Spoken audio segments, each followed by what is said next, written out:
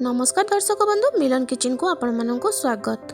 आज मु आपण मानक संगे आलू पियाज टमाटर ए टेस्टी रेसिपी शेयर करी। जदि आपणकर परिबा नाही घरे ताहले आपण निश्चित थरे यही रेसिपी को ट्राए करंतु। पिलाटारू बड़ पर्यंत समस्त को पसंद आसीबो यही रेसिपी। जदि मो रेसिपी आपण मानक भल लागुथाय तबे लाइक शेयर सब्सक्राइब करिया को भूलिबे नाही। चलंतु आ देरी न करी स्टार्ट करिबा आजिर रेसिपी को। यही रेसिपी पाई प्रथमे मुझे आलू 3टा नहीं, पियाज 3टी नहीं, आउ जोड़े टमाटो नहीं। आम एबे नेक्स्ट प्रोसेस को जीवा चलतु। प्रथमे आलूर मुझे चोपा छड़े नहीं, ताकू भल भाव में काटी नहीं, आउ जोड़े पियाज को एमती काटी नहीं, कोला तार छड़े देछि, आ गोटे टमाटो को एमती नहीं। एटी देखो मु गोटे कड़ई नहीं जाइए, कड़ई आमर गरम हो गलानी। एबे मु 2 चम्मच एथिरे तेल को ऐड कर नउछि। तेल को गरम होबा को आमे छाड़ दबा। तेल गरम होला परे आलू को आमे प्रथमे दे दबा। तापरे एथिरे मु एथिरे बे लूण को ऐड कर दोछि स्वाद अनुसार।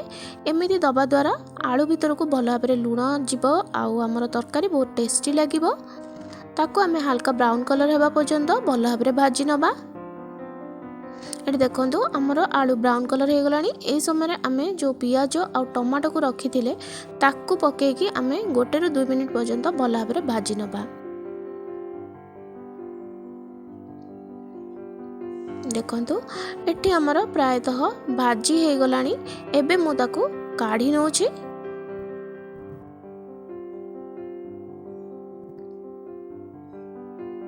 ताकू एबे आमे साइड करी रखी नबा।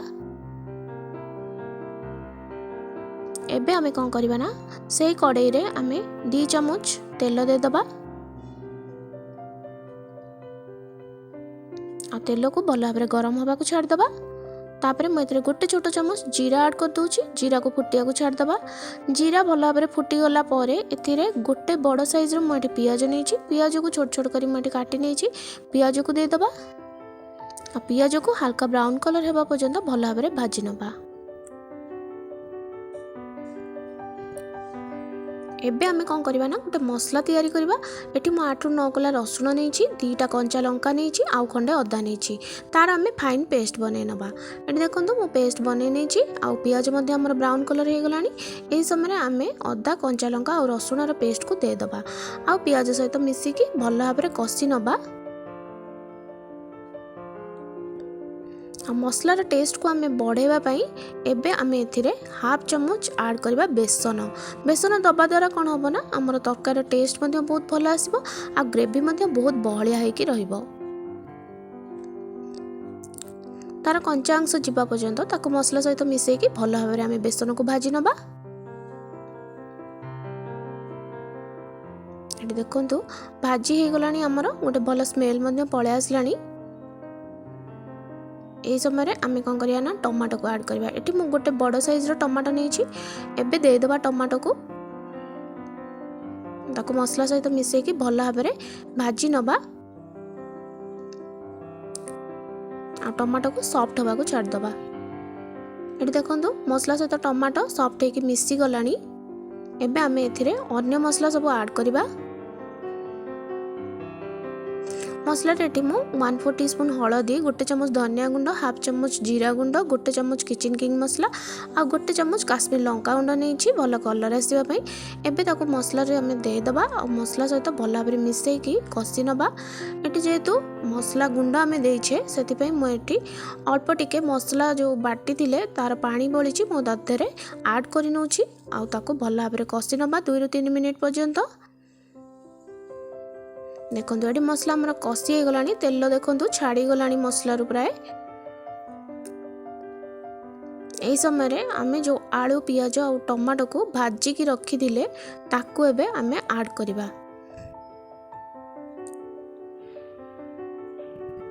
ताकू मध्य मसला सहित मिसेई की भल भाव में 1 ରୁ 2 मिनिट पर्यंत कसी नबा।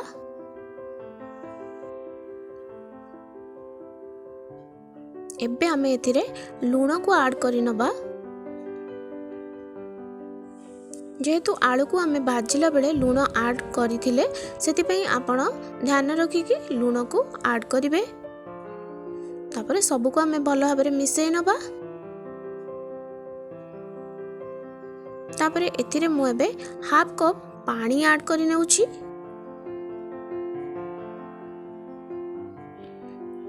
आलू आमे भाजिला बेले प्राय 80% हमर कुक हो जाइछि। आउ अल्प समय लागिबो हमर आलू को भल भाबरे सिझिबा पई।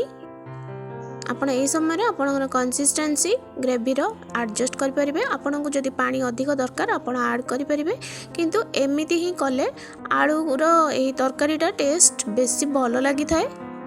तापरे एबे मु घोड़े नउछि देखंतु 5 मिनिट परे हमर आलू एठी भल भाबरे सिझि जाइछि। देखो मु आपन को देखौछि एठी आलू हमर एठी केते बढ़िया भाबरे सिझि जाइछि। तापरे एबे हमें एथिरे गरम मसला को ऐड करनबा। एठी 1/4 टीस्पून मु गरम मसला ऐड करनौछि। आउ किछि धनिया पत्र दे दबा। आलू रो हमर एही रेसिपीटी वर्तमान रेडी हो जाइछि। आकु आपण भात रोटी परोटा सहित खाई परिबे। थरे निश्चित ए परि भाबरे ट्राई करंतु। पुणी देखा आपण मानक सहित नेक्स्ट वीडियो रे। Thank you for watching.